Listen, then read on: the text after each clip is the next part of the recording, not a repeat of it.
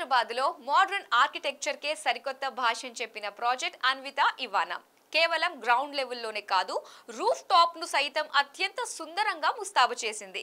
Central కోర్ట్యార్డ్ను 3 ఎకరాల్లో design చేయడంతో పాటు అవాంతరాలు లేని వ్యూని డిజైన్ చేసింది. 4 టవర్లో ప్రతి ఫ్లాట్ కూడా కార్నర్ యూనిట్గా కనిపించేలా తీర్చిదిద్దింది. పగటి వేళలో ప్రతి ఫ్లాట్లో ధారాళమైన గాలి వెలుతురు వచ్చేలా జాగ్రత్తలు తీసుకుంది.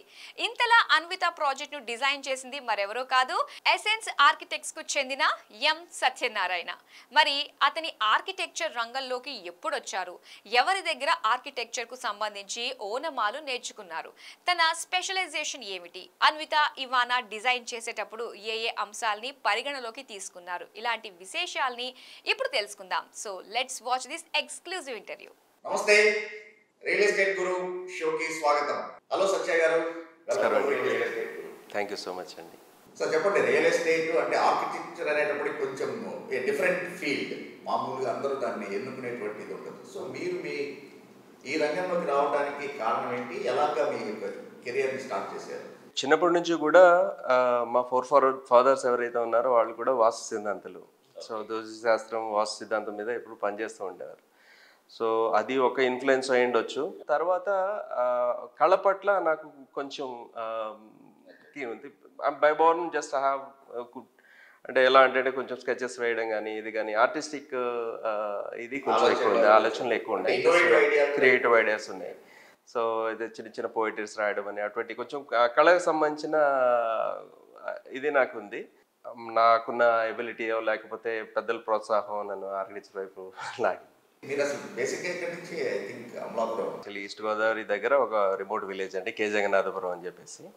సో అదంతా కూడా కొంచెం remote village, very mid class family. Hyderabad అంటే యూజువల్లీ నా స్కూలింగ్ అంతా కూడా మా ఊళ్ళోనే జరిగిందండి. జెడ్పీపీహెచ్ఎస్ స్కూల్ కే జగన్నాథపురం మా ఊళ్ళోనే. తర్వాత అయిపోగానే ఎస్కేబిఆర్లో ఇంటర్మీడియట్ స్టార్ట్ చేశాను. తర్వాత అప్పుడు ఒక సీప్ అని చెప్పేసి ఒక కామన్ టెస్ట్ ఉండేది పాలిటెక్నిక్కి వెళ్ళడానికి. సో ఇమీడియట్లీ సీప్ రాయడం జరిగింది. దాంట్లో ర్యాంక్ వస్తే తర్వాత ఆర్కిటెక్చర్ కాకినాడ ఆంధ్ర పాలిటెక్నిక్లో జాయిన్ అయ్యాను 1994లో. సో అక్కడ నుంచి నేను డిప్లొమా కంప్లీట్ చేయడానికి 2.5 years, nearly about mid of 1996లో కంప్లీట్ అయింది. ఆ తర్వాత కొంత ఇంటర్న్షిప్ అక్కడ కాకినాడలో వేరే మా సీనియర్ ఆర్కిటెక్ట్ దగ్గర చేసిన తర్వాత ఇంకా హైదరాబాద్కి మైగ్రేట్ అయిపోదాము. జస్ట్ ఆర్కిటెక్చర్ అంటే బేసికల్లీ బిల్డింగ్ ఇన్ఫ్రాస్ట్రక్చర్ రూరల్ ఏరియాలో కానీ 2-tier ఏరియాలో కానీ ఇట్స్ వెరీ డిఫికల్ట్, 2-tier సిటీల్లో. సో అందుకని చెప్పి హైదరాబాద్ మెట్రోపాలిటన్ సిటీకి షిఫ్ట్ అవుదాము అని చెప్పేసి అన్న ఉద్దేశంతో హైదరాబాద్కి వచ్చేసాను. రావడమే జేజే అండ్ అసోసియేట్స్ అని చెప్పేసి ఆయన జోగి జగన్నాథరాజు గారు ఈజ్ నా ఆది గురువు. ఆయన దగ్గర ట్రైనింగ్ స్టార్ట్ చేశాను. బట్ ఆయన కూడా చాలా బాగా నాకు దగ్గర నేర్పించేవారు. మా సీనియర్స్ అందరూ కూడా జస్ట్ ఆల్మోస్ట్ 2.5 years నేను అక్కడ చేశాను. ఆ తర్వాత వేరే కంపెనీస్లో ఒక 3 years, నెక్స్ట్ ఏమో కొన్ని రిప్యూటెడ్ కంపెనీలో నియర్లీ అబౌట్ 19.5-20 years వర్క్ చేశాను. So it was a great journey అండి నా ఆర్కిటెక్చర్. జేఎన్టీయూ నుంచి బ్యాచిలర్ ఆఫ్ ఆర్కిటెక్చర్ కంప్లీట్ చేశాను. ఆ తర్వాత మాస్టర్స్ కూడా జేఎన్టీయూ నుంచి చేశాను. కాకపోతే అంటే master in architecture, specialization in construction management. So usually not only design and architect should have vision of construction, how the construction practices are and methodologies ఎలా ఉంటాయి, వీటి మీద క్లియర్ నాలెడ్జ్ ఉంటే కనుక ఆ డిజైన్ కొంచెం ఎంఫసైజ్ అవుతుందన్న ఉద్దేశం. At the same time not only design అంటే ప్రాక్టికల్ నాలెడ్జ్ కూడా ఇస్ వెరీ ఇంపార్టెంట్, అంటే to give a better product to the developers. ఇంత అద్భుతమైనటువంటి ప్రాజెక్ట్ని డిజైన్ చేయడానికి చాలా స్ట్రగుల్ అవ్వాలి, చాలా ఇది చేయాలి. సో దీని మొత్తానికి మీకు ఎంత టైం పట్టింది, టోటల్గా ఎన్ని అవర్స్ మీరు దీన్ని స్పెండ్ చేశారు? అవర్స్ అంటే యాక్చువల్లీ మాకు టైం అయితే తెలియదండి ప్రాజెక్ట్ మీద ఎంత పనిచేస్తాం అనేది. బట్ దీంట్లో కొన్ని పారామీటర్స్ ఉంటాయి డిజైన్ చేయడంలో. ఎందుకంటే ఒకటి క్లయింట్ రిక్వైర్మెంట్ని ఫుల్ఫిల్ చేయాలి, at the same time cost efficiency check చేసుకోవాలి. సపోజ్ ఎప్పుడప్పుడు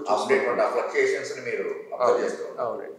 అండ్ ఇంకొకటి ఏంటంటే కన్స్ట్రక్షన్ టెక్నాలజీస్ని కూడా మనం వాడాల్సి వస్తుంది దీంట్లో. ఎందుకంటే ఇప్పుడు ఇదివరకు జనరల్గా కన్వెన్షనల్ మెథడ్లో కన్స్ట్రక్షన్స్ అంతా ఏది స్లాబ్, బీమ్స్, కాలమ్స్, తర్వాత బ్రిక్, ప్లాస్టరింగ్. ఇప్పుడు ఏంటంటే వరల్డ్ ఈస్ గ్రోయింగ్ ఎక్స్ట్రాడినరీ. అంటే ఎస్పెషల్లీ హైదరాబాద్ వెస్ట్రన్ ఏరియా అయితే మీరు చూస్తుంటే ఎవ్రీ 2 monthsకి 3 monthsకి you're seeing one multi storey building. అంత అంత ఫాస్ట్ కన్స్ట్రక్షన్ ఎలా అవుతుందంటే because of the transformation in the construction technologies.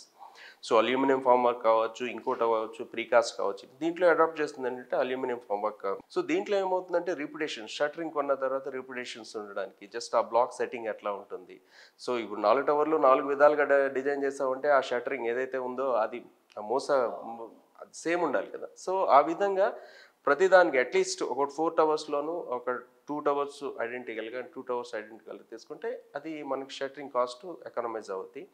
And speedy construction కూడా ఎవ్రీ 10 to 11 డేస్కి ఒక ఫ్లోర్ కంప్లీట్ అయిపోతుంది speedy construction. So that way construction period కూడా ఇప్పుడు అల్టిమేట్గా టైమ్ ఈజ్ మనీ అండి. సో ఈ ఆల్ పారామీటర్స్ మనం దృష్టిలో పెట్టుకుని డిజైన్ చేయాల్సి వస్తుంది. థ్యాంక్ యూ సత్య గారు, thanks for your time. Thank you so much. Real estate Guru, really wishing you A happy future and bright future. Thank you. Thank you so much sir. Thank you so much.